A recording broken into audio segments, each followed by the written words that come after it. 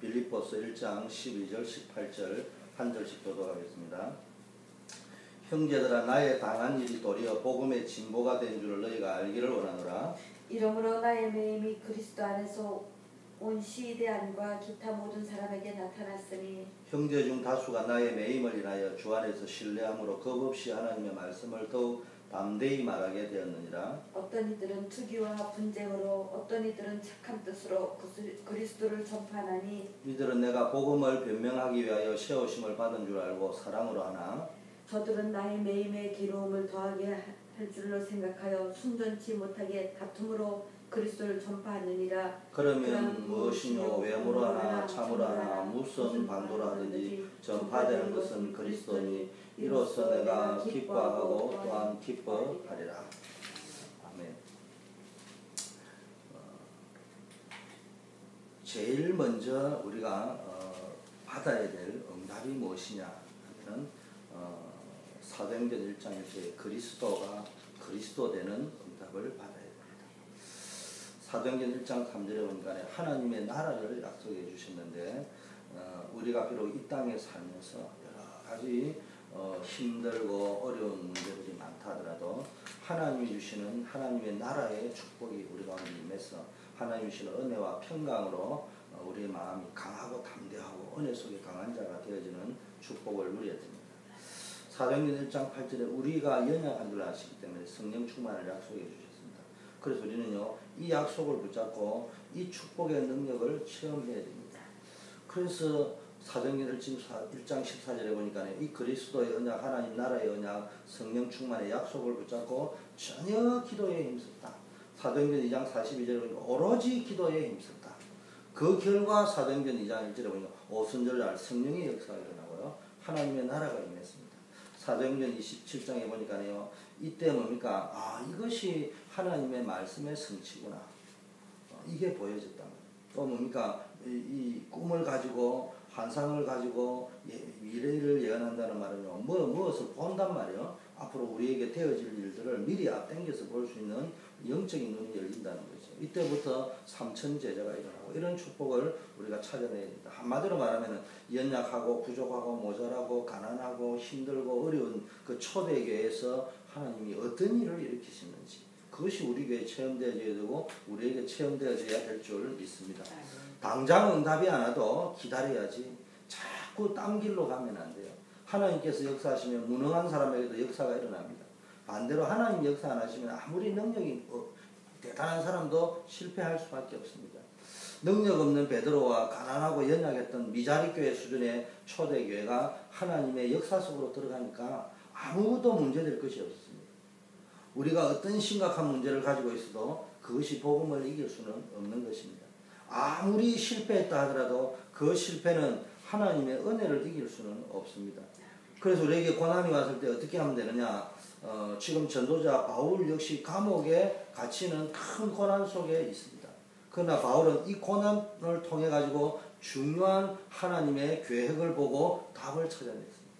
우리도 마찬가지입니다. 실패한 사람들의 특징은요, 고난 때문에 상처를 받았다, 어려움 때문에 내가 힘들었다, 이렇게 자꾸 말하지만 성공한 사람들은 다 이야기하기를 고난 때문에 내가 성공했다, 그 실패 때문에 내가 성공했다, 고난이 다 유익하더라. 성경에는요, 그래서 고난에 대한 이야기들이 많이 나오는 것입니다. 자, 그러면은 고난이 우리에게 주는 축복이 뭐냐? 첫째, 고난 속에는 하나님의 가장 축복된 계획이 들어있습니다. 사실상 고난 속에는 하나님의 가장 큰 축복과 계획이 있습니다. 광야에서요, 모세가 40년을 보내가지고 나이가 80이 되어버렸는데 최고로 어려웠던 시간이었을 것입니다. 그런데요, 하나님은 모세를 통하여 이스라엘 민족을 건져내려는 계획을 가지고 모세를 미디안 광야로 몰고 갔고 그 속에 여러 가지 사건이 터진 것입니다. 그런데 모세가 처음에는 착각을 했습니다. 그래서 이렇게 말했습니다. 나는 아무것도 할 수 없습니다. 보낼 만한 자를 보내주셔서 내가 어떻게 그 일을 할 수 있습니까? 이런 착각 속에 빠져 있었단 말이에요. 우리도 이런 착각 속에 빠져 있으면 안 됩니다. 엘리야를 보세요. 엘리야는 로뎀 나무 아래서 죽기를 원하는 엘리야에게 뭡니까? 엘리야에게 하나님은 뭐라고 했습니까? 엘리사를 가서 세워라. 바알에게 무릎 꿇지 않은 7천 제자를 찾아가지고 세워라. 가서 왕들을 세워라. 이렇게 말했습니다. 굉장한 계획을 세워놓고 하나님께서는요 엘리야를 호렙산으로 부르신 것입니다.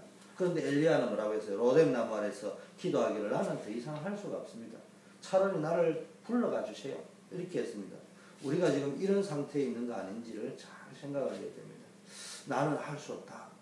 자꾸 사도행전 1장 14절 현장이 가장 위험한 현장이라고 생각할 수 있습니다. 거기 가면 다 죽는 겁니다. 다 고립되는 것입니다. 그런데 착각입니다. 핍박받던 초대교회 현장에 하나님은요 신구약 중 최고의 응답을 다 주셨습니다. 그럼 우리는 고난 속에 있는 그 하나님의 중요한 축복과 계획을 놓치지 말아야 됩니다. 우리 고난 속에서 예비되어져 있는 이 하나님의 계획과 하나님의 축복을 볼 수 있어야 됩니다. 그리스도 하나님의 나라 성령 충만의 약속을 붙잡고요. 사도행전 1장 14절 전혀 기도에 힘쓰는 속으로 기도에 집중하는 속으로 오직 여호와를 앙망하는 속으로 아무것도 염려하지 말고 들어가야 됩니다.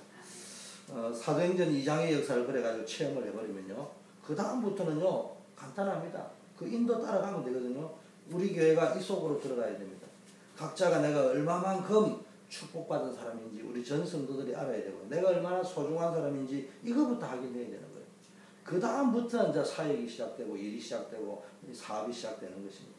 그래서 사도행전 1장 2장이 이 성경에 나와 있는 이 응답을 우리가 받아야 되지. 이 응답은 안 받고요. 그냥 어째 좀 일도 잘해보고 사업도 잘해보고 교회도 잘해보려고 하니까 처음에는 당장 좀 내 능력으로 하니까 열성으로 하니까 열정으로 하니까 되는 것 같은데요. 자꾸 힘들어지는 거예요.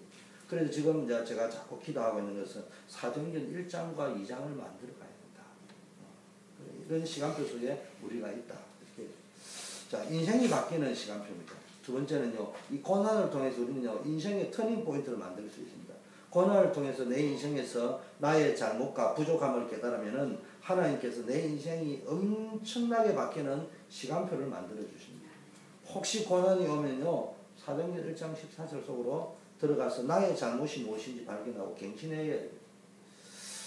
기도 속으로 쭉 들어가면 하나님 깨닫게 해주거든요. 그러면요. 그걸 찾아가지고 빨리 갱신하면 됩니다.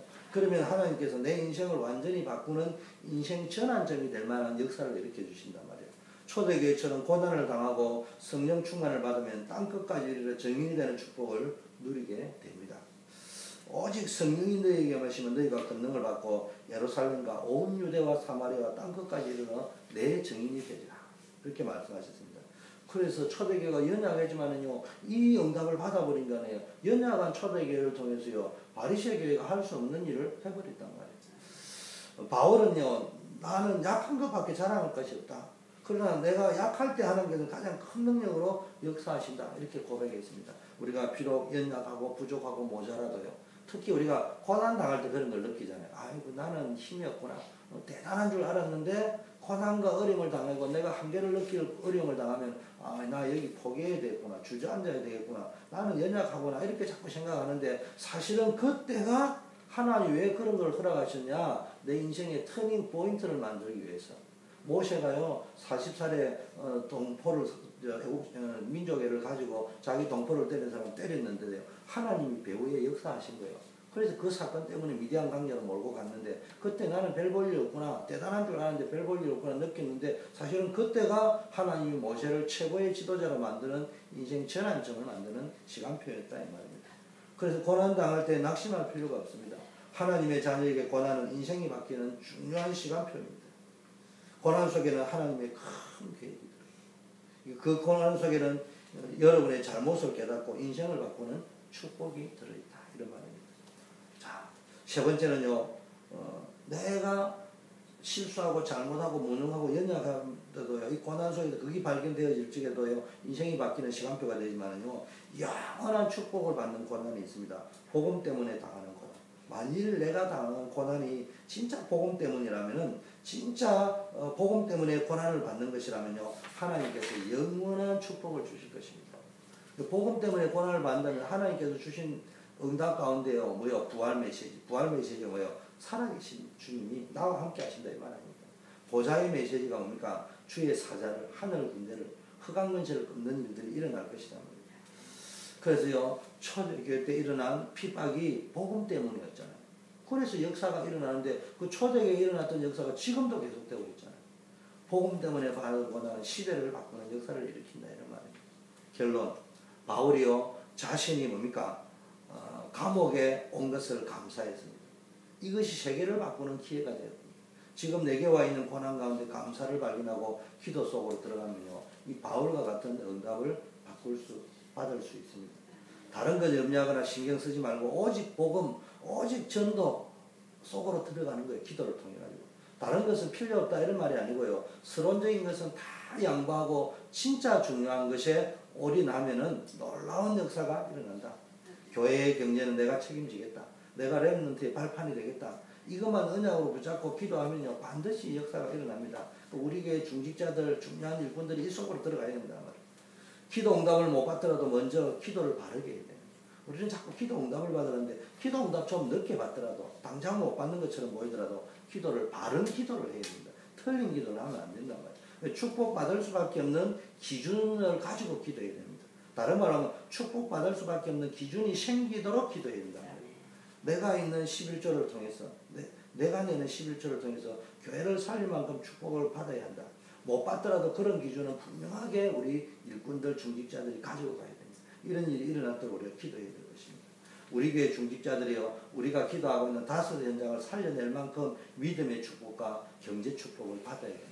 이 지금 다섯 현장을 이야기해도요, 캐치프레이즈가 될 수밖에 없는 것은 중직자들이요, 이런 축복을 못 받아버리면은 그게 힘이 없어서 못하는 거거든요. 근데 기도 속에서요, 내가 이만큼 축복을 받아야 되겠구나. 믿음의 축복을 먼저 받아버리면은 나중에 뭐가 있는 거예요? 자녀들이 예언하고 뭡니까? 늙은이가 꿈을 꾸고 환상을 본다는 말. 우리 교회 다섯 현장 살릴 현장을 보면서요, 미리 꿈꾸면서 그렇구나. 내가 여기에 축복을 받고 이 일에 헌신해야 되겠구나. 이런 것이 우리 교회 중직자들 가운데, 일꾼 가운데, 렘넌트 가운데 나와야 될 줄 믿고 또 나와질 줄 믿고 그때까지 우리가 기다리면서 기도하고 오직 복음, 오직 전도 계속 하는 겁니다. 중직자들, 성도님들이 현장에 가면 고난과 어려움이 많습니다. 그러나 속으면 안 됩니다. 그 속에 하나님의 계획이 들어있습니다. 또 현장에 또 가보면요, 내 뜻대로 안 돼요. 뜻대로 안 되는 정도 아니고 너무 힘들고 어려운 일들이 너무 많습니다. 이때 속는단 말이에요. 그 속에 하나님의 계획이 있습니다. 그 속에서 나를 바꿀 축복이 들어있습니다. 더구나 내가 당하는 고난 당하는 것이 복음 때문이라면 그것은 영원한 응답으로 남을 것입니다. 초대교회에 일어났던 응답이 그대로 나타날 것입니다. 이때부터 하나님의 말씀을 붙잡을 때마다 이상하게 역사가 일어난단 말이에요. 자, 그래서 첫째 보니까요, 이 눈이 열려져 버리면요, 말씀 받을 때마다 하나님이 주시는 능력으로 힘을 얻게 되죠. 아무도 막을 수 없는 바람 같은 불 같은 역사가 사도행전에 일어나 버렸죠. 이게 오순절의 역사, 개인 오순절, 교회 오순절 역사 일어나 버리면요, 그 바람 같은 불 같은 역사가 개인에게 나타나고 교회의 역사가 일어나는데 이거는 아무도 막을 수 없어요. 심지어는 사람도 못 막고 무능도 못 막고 나의 연약함도 못 막습니다. 둘째요, 이 속에 들어가서 이 눈을 떠버리면요, 말씀 받을 때마다 이상하게 문이 열립니다. 사업의 문이요, 전도의 문과 함께 계속 열립니다. 하나님이 약속을 성취하시기 위하여 모든 것을 완벽하게 준비해 놨구나. 문들도 다 예배해 놨구나. 딴 것까지 정인되리라 했는데 벌써요, 디아스포라 15개국 나라의 산업인들 다 보내놨단 말이에요. 하나님이 모든 걸 준비해 놓고 말씀하시는구나. 이 눈이 열려지는 겁니다. 사실은 아브라함도 이 눈이 열려버렸단 말이에요. 그래서 이삭을 바치라 할 적에 바칠 수 있었던 것입니다. 왜냐? 이삭을 절대로 죽이지 않는다는 걸 알았단 말이에요. 이삭을 통해 하나님 언약을 성취한다는 걸 알은 것이죠. 이런 비밀을 우리가 누려야 됩니다. 셋째, 이때부터요, 교회 가서 예배 드리는데요, 말씀이 내게 성취되어집니다. 말씀이 성취되어지는 정도가 아니고 무슨 말씀이 성취되어지느냐? 말씀을 통하여 미리 예언을 했고요.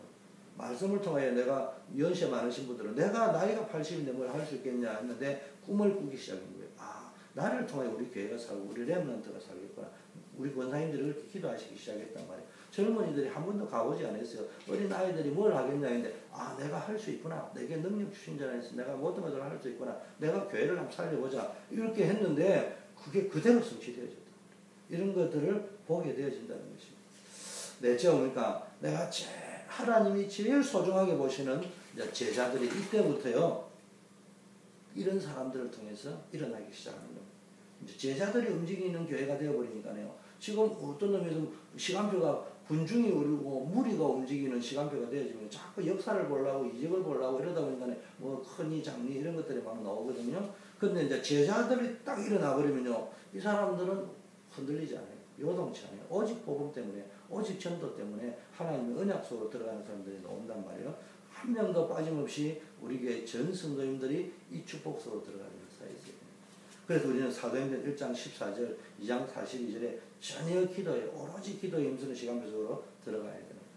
다섯째, 이제부터는요, 개인이 기도를 드리든지 예배를 드리든지 나가보면요, 현장에서 응답이 보이기 시작합니다. 가정과 직장과 사업과 사역의 만남이 오니까 이제는 막 딱 보이기 시작합니다. 이런 축복이 우리 가운데 누려져야 됩니다. 그래서 기도하고 예배드리고, 근데 응답이 안 보이면 막막하고 답답하잖아요. 답이 안 보이니까. 근데 응답이 보이면요, 내가 있는 현장에서 이게 보이면요, 늘 하나님 나라가 누려진단 말이에요. 드디어 뭡니까? 이제 이런 축복을 이제 사도행전 2장에서 받았는데요. 이게 계속 되어지니까 3장, 4장, 5장 막 이래 가다가 드디어 안디옥 교회를 통해서요, 세계 선교의 문들이 열리기 시작합니다.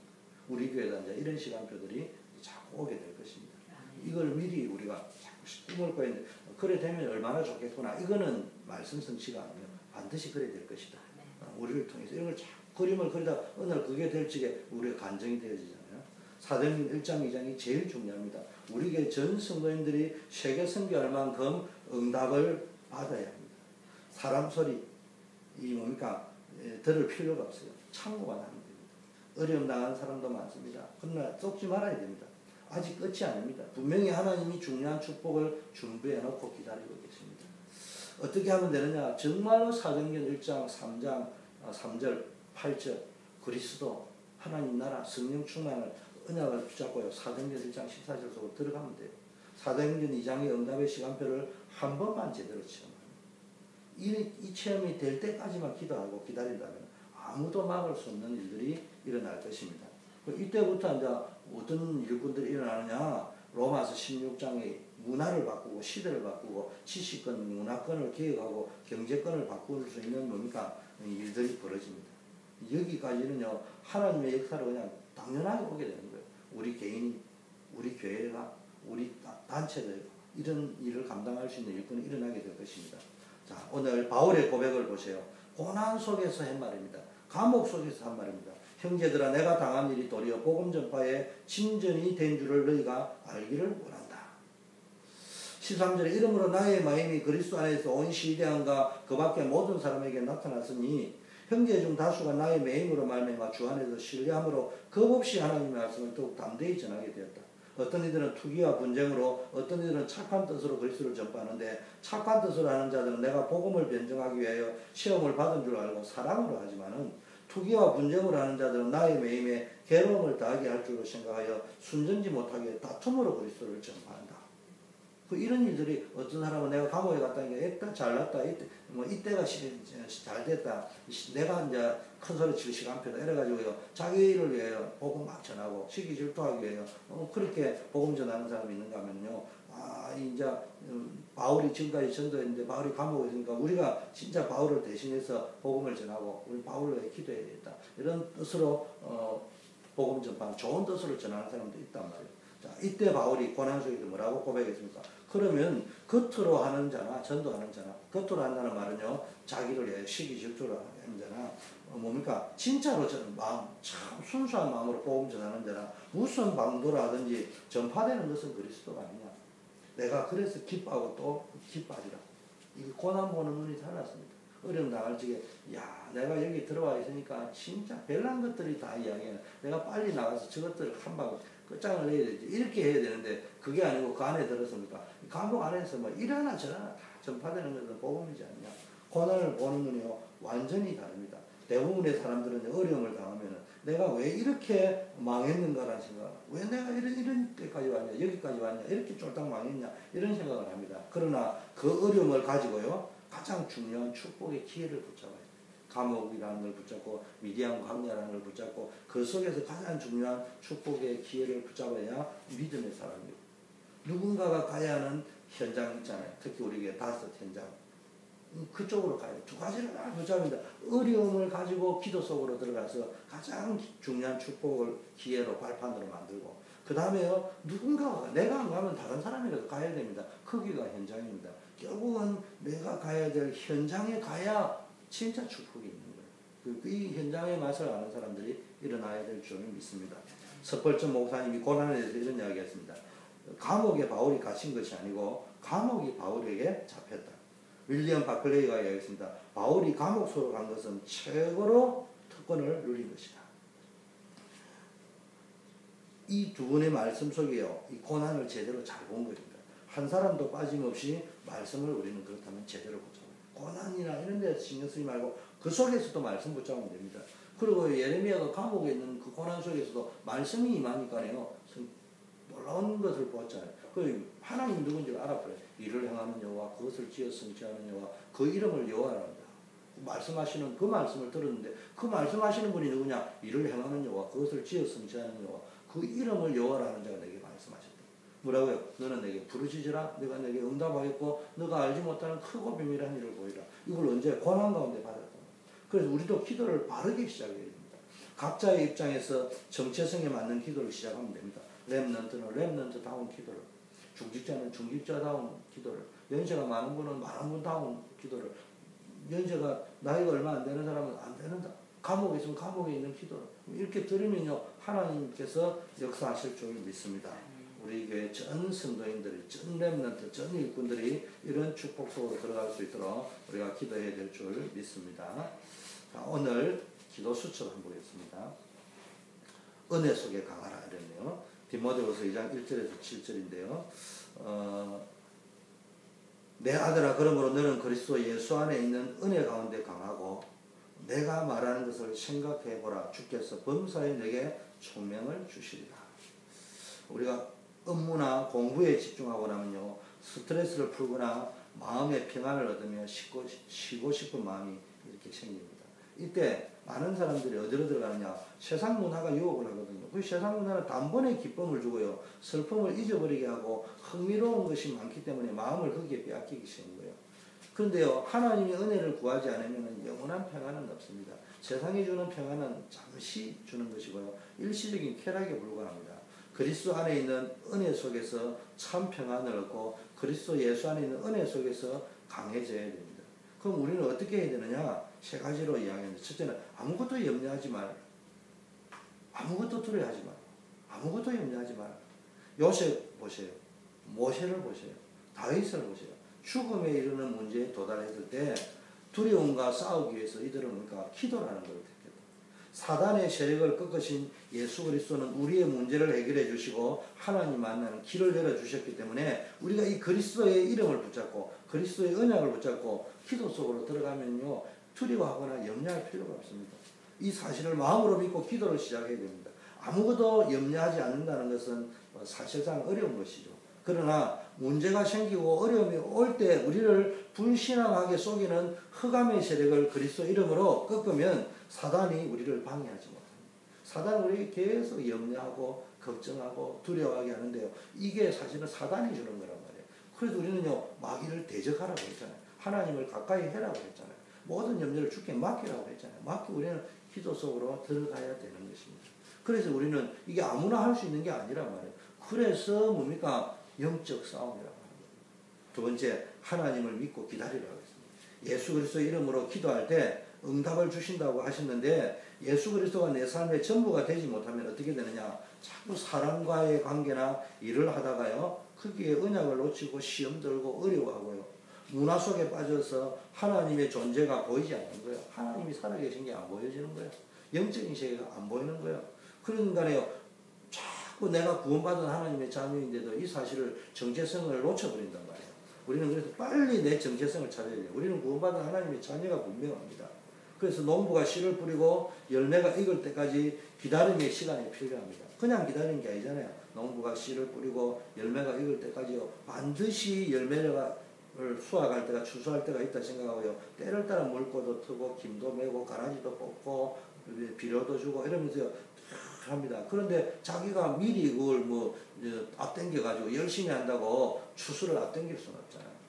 그렇잖아요. 심을 때 심고 거둘 때 거둬야 되는 거예요. 그 기간 동안에는 내가 하는 거는 기다리면서 내가 할 수 있는 최선을 다하는 거예요. 우리도 그런 자세로 가야 되지. 내가 열심히 하고 최선을 한다고 하니까 가을에 추수를 거두는데 봄에 씨 뿌리고 뭡니까 당장 한 달 만에 거두고 이럴 수는 없는 거거든요. 3개월이면 3개월, 6개월이면 6개월의 시간이 반드시 필요하다 이 말이에요. 그래서 우리는 뭡니까 이렇게 하듯이 하나님의 자녀는 언약을 붙잡고요. 반드시 올 그 응답의 시간표를 기다리면서 기도하고 내가 할 수 있는 최선을 다하면 되는 것입니다. 그 자체가 기도인 것입니다. 자, 세 번째 어떻게 하면 됩니까? 하나님 주시는 응답을 알 때까지 기도해야 됩니다. 하나님은 우리의 모든 형편을 알고 계십니다. 어려움이 생길 때 강단 말씀이나 오늘의 말씀을 묵상하며 하나님의 계획을 따라가면 성령의 인도를 받을 수 있습니다. 하나님은요 진짜 우리의 형편을 다 알고 계십니다. 근데 우리는요 하나님이 없다고 생각하거든요. 내가 이걸 다 해야 된다고 생각하니까요 어려움이 오면 외롭거나 고독하거나 힘들거나 죽어야 되겠거나 이런 생각만 자꾸 들어온단 말이에요. 이때 우리는 어떻게 했냐 빨리 말씀 속으로 들어가야 됩니다. 그 모든 사람이 하나님의 말씀 성경을 붙잡고요 묵상을 하고 정시 예배를 드리고 정시 기도를 하면 되는데 모든 사람이 목사님도 하기 어려운데 성경을 보면은 목사님도 어떤 의미에서는 이해하기 어려운 구절이 많이 나온단 말이에요. 그래서 평신도들은 뭘 활용하면 되느냐 강단 말씀 또 오늘의 말씀 이런 것들을 활용해 가지고요 정시기도 속으로 활용하면 됩니다. 그래서 하나님의 계획을 따라가면은 성령 인도를 받을 수 있단 말이에요. 또한 하나님을 믿고 기도하며 기다리기를 원하십니다. 하나님은 당신을 믿어주고 그러면서 지속해서 계속 기도하고 하나님의 응답을 기다리기를 하나님은 원하시는 것입니다. 하나님의 방법이 이해되지 않고요 말씀이 귀에 들어오지 않아도요 지속해서 말씀을 듣다가 보면은 응답으로 다가오는 순간이 있단 말이에요. 사도행전 2장의 역사가 어느 날 온다 이 말이거든요. 그래서 하나님께서는 지금도 살아계시기 때문에 기도하는 자에게는 반드시 응답하십니다. 그래서 당장은 자꾸 이게 하나님 말씀도 귀에 안 들어오고 하나님 방법이 또 아니 하나님 살아계신데 왜 나에게 고난을 주지? 내가 기도하면 응답 준다는데 왜 이래 늦지? 뭐 이렇게 자꾸 생각이 되어지고 목사님 말씀도 잘 귀에 안 들어오는 것처럼 보이지만요 지속해서 말씀을 듣고 묵상하다 보면 어느 날 그렇구나 깨달아진단 말이에요. 이러면서요 응답이 오고 해답이 온단 말이에요. 그러니까 하나님이요 그때부터 역사하기 시작하는 것입니다. 하나님 지금도 살아계십니다. 그래서 하나님의 자녀는 어려움이 올 적에요 그 고난은 축복이라고 이야기했습니다. 그래서 지금부터 뭡니까 우리는 어떻게 해야 됩니까? 생각나는 대로 하나님과 소통하는 대화를 통해서 정시기도 집중기도 24시간 무시기도를 통해서요 계속해서 하나님과 소통하면서 그 속에서요 하나님의 응답을 찾아내고 하나님이 주시는 뭡니까 응답의 그 하나님의 방법 하나님 인도의 역사들을 깨닫질 때까지 우리가 기도하다가 전무한 응답을 누리고 인생의 전환점이 바뀌어지는 그런 터닝 포인트가 되는 그런 응답을 우리 전 성도님들이 누리기를 예수 그리스도 이름으로 축원합니다. 우리 합심해서 한번 기도하겠습니다.